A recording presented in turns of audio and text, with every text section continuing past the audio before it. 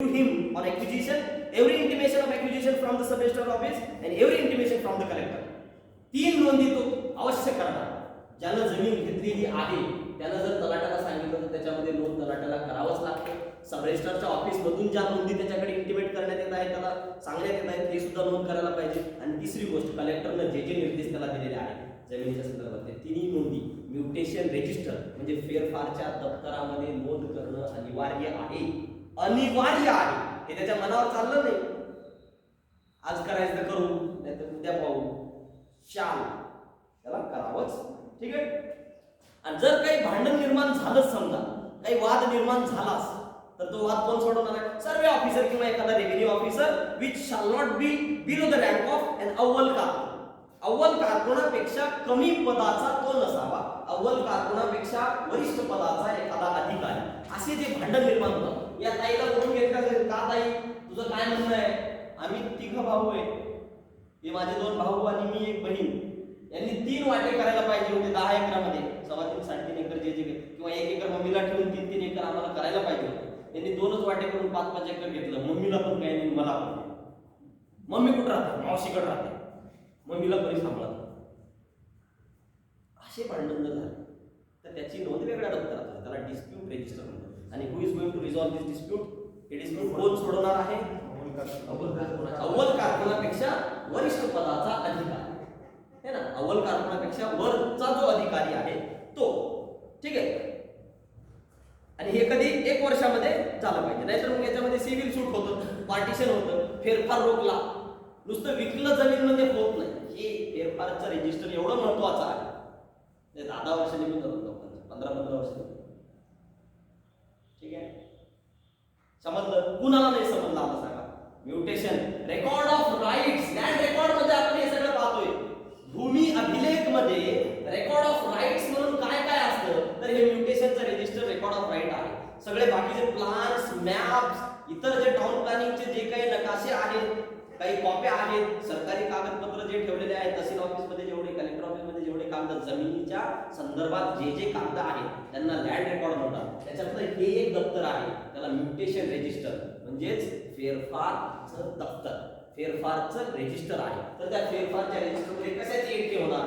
Whenever a person acquires right in the property. जमिनीमध्ये इतर कोणता व्यक्ती जमिनीमध्ये एखाद्या व्यक्तीनं हक्क प्राप्त केले असतील. हक्क कसे प्राप्त करणार तो? एकतर तो खरेदी करून मालक होणार नाहीतर तो गहाण ठेवून घेणार त्याच्याकडे तो मॉर्गेजी म्हणून राहणार किंवा टेनांट म्हणून तो भाडेकरू म्हणून त्याच्यामध्ये किंवा वारसा हक्काप्रमाणे ती जमीन त्याला मिळणार. आजोबा मरून गेले बाकी जे पुढं आहे त्यांचं वारसा हक्कानुसार त्यांना अधिकार प्राप्त होणार. असे अधिकार प्राप्त झाल्या वडील मेला की भावांच्या हालचाली सुरू होतात. म्हणजे वडील मरुस तर कोणी काही हालचाल करत नाही. जेव्हा वडील अर्ध्या वाटेतच असतात 10-5 किलोमीटर स्वर्ग पुढंच राहतात हे लगेच बोलवतात तलाट्याला. साहेब कुठे आहे तुम्ही? इतके दिवस कधीच न फोन केलेला माणूस तलाट्याला फोन लावतो. कुठे आहे साहेब तुम्ही? तहसीलला आहे. ठीक आहे मग आज तिथंच थांबा मी येऊ लागलो तुमच्याकडे. काम आहे. काय काम आहे? वाटणी पत्रक जोडून आमचं 2 भावाची 20-20 एकर जमीन आम्हाला वेगळं करून पाहिजे. बहीण आहे कुठून? बहीण नाही. पप्पानं काही 2 पत्नी केल्या होत्या का? त्यांचे केले का? त्यांचे मुलं बाळ आहे का? सगळं विचारल्याच्या नंतरच तो नोंद करतो. जर न विचारता गेले नंतर ऑब्जेक्शन मग त्याची डिस्प्यूट रजिस्टर मध्ये करा. मग हे भांडण चाललेली 1 वर्षाच्या आत अव्वल कारकुनाला सोडवावं लागतं नाही तर ते सिव्हिल सूट होतो. Suit for partition and separate position. ही प्रोसिजर प्रॉपरली फॉलो झाली. Obligation to furnish information. मी आता तुम्हाला विचारतो म्हणून सांगितलं ना तर furnish information. Any person whose rights, interests or liabilities are required to be or have been entered in any record of register, he shall be bound to furnish or produce the register or record for the inspection of any revenue officer or talati within a month of such requisition. A revenue officer shall at once give a written acknowledgement thereof. A revenue officer म्हणजे तसे काही नोंदी वगैरे लागल्या काही माहिती लागली तर हे देणं बंधनकारक आहे. समजा आपल्याला जर म्हटलं की भूमी अभिलेखमधून काढून आणा किंवा जुना सातबारा घेऊन या जुना सातबारा देणे हे बंधनकारक आहे अधिकार. हे झालं म्युटेशन एंट्री रजिस्टर आणि डिस्प्यूट रजिस्टर. याच्यामध्ये नोंद करणं गरजेचं आहे. रेकॉर्ड ऑफ राईट मध्ये आणखी एक रेकॉर्ड ऑफ राईट राहतं, ते म्हणजे बुकलेट. घरी विचार पप्पाला सगळ्यांना खाते पुस्तिका म्हणतात बुकलेट. प्रत्येक जमिनीचं बुकलेट असतं. प्रत्येक हे रेकॉर्ड ऑफ राईट मध्ये काय आहे, म्युटेशन रजिस्टर आणि डिस्प्यूट रजिस्टर, दोन रजिस्टर झाले. आता बुकलेट किंवा खाते पुस्तिका ज्याला म्हणतो सेक्शन 150 मध्ये खाते पुस्तिका रेकॉर्ड ऑफ राईट मध्ये हे एक रेकॉर्ड आहे. हे एक पुस्तक असतं ज्या पुस्तकामध्ये जमिनी संदर्भामध्ये नियम लिहिलेले आहेत किंवा त्याच्याशी निगडीत एंट्रीज नोंदी त्यामध्ये केलेल्या असतात. बुकलेट बुकलेट बुकलेट असं लिहिलेलं असतं. पिवळे पुस्तक असतात. गरीबा तुम्ही वडिलांना विचारा बुकलेट खाते पुस्तिका, right a short note on खाते पुस्तिका किंवा बुकलेट खाते पुस्तिका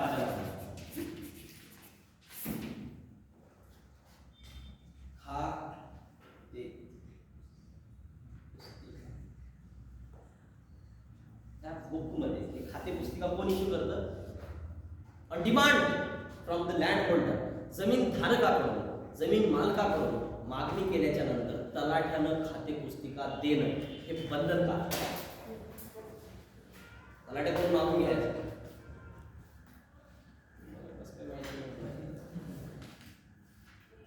सेक्शन 151 कलम 151 महाराष्ट्र महसूल बोर्ड जो आहे अधिनियम त्यानुसार हे बंधनकारक आहे. काय व्हॉट इज खाते पुस्तिका, नेमकं खाते पुस्तिका काय असतं. अ खाते पुस्तिका और booklet is a record of rights and liabilities of the holder. What is खाते पुस्तिका, खाते पुस्तिका काय आहे, it is record of rights and liabilities of the land holder. Record of right आहे. खाते पुस्तिका is the record of rights and liabilities. Rights and liabilities हे विचारून विसरू नका तुम्ही.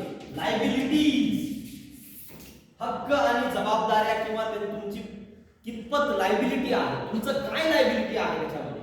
तुमची तुम्ही जी जमीन आहे, तुमचे जे 7-8 एकर जी जमीन आहे ना, 8 एकर जी जमीन आहे, या जमिनीमध्ये तुमचे हक्क काय आहेत हे खाते पुस्तिकेमध्ये नोंद असते. तुम्ही मालक आहे का, मालक आहे तर वर्ग 1 चे आहे का वर्ग 2 चे आहे, क्लास 1 ऑक्युपंट और क्लास 2 ऑक्युपंट. तुम्ही एखाद्या स्टेट बँक ऑफ इंडिया कडून कर्ज घेतलेलं आहे का, एखाद्या नॅशनलाइज बँकेचं कर्ज घेतलेलं आहे का, कोणत्या कोऑपरेटिव्ह सोसायटीचं बँकेचं तुम्ही कोऑपरेटिव्ह सोसायटी कडून तुम्ही लोन घेतलेलं आहे का, याच्या नोंदी ह्या बुकलेट मध्ये असतात. आणि हे बुकलेट अपडेट ठेवणे दरवर्षी किंवा अधूनमधून ते बुकलेट इश्यू करणं, मागणी केल्याच्या नंतर हे बुकलेट देऊ करणं हे कुणाचं काम आहे.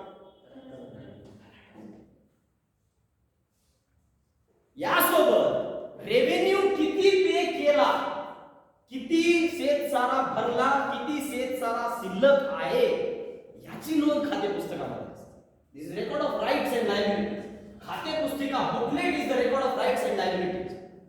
हक्क आणि तुमचे कर्तव्य किंवा जबाबदाऱ्या, तुमची लायबिलिटी काय आहे त्या जमिनी संदर्भात. जी जमीन तुम्ही तुमच्याकडे मालक म्हणून तुम्ही ती ठेवलेली आहे, तुम्ही ऑक्युपंट आहे, तुम्ही वर्ग 1 चे ऑक्युपंट आहे का 2 चे आहे, शेतसारा किती भरला, शिल्लक आहे का शेतसारा भरला का.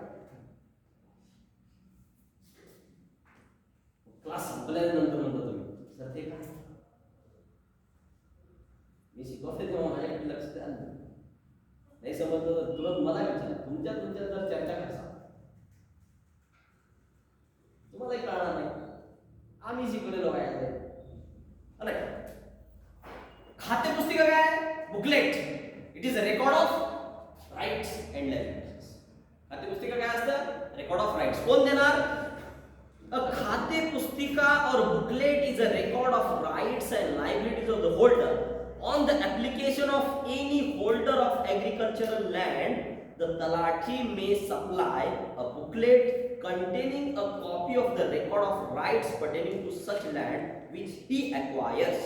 The Talati shall make such booklet up to date. Such booklet or khate pustika shall contain information regarding the payment of land revenue in respect of land and other government dues by the holder. It also includes demand and recovery of loans given by the primary societies and development banks, loans description from the State Bank of India or loans description from any nationalized bank. हे जे मराठीत सांगलं होतं ते इंग्रजीत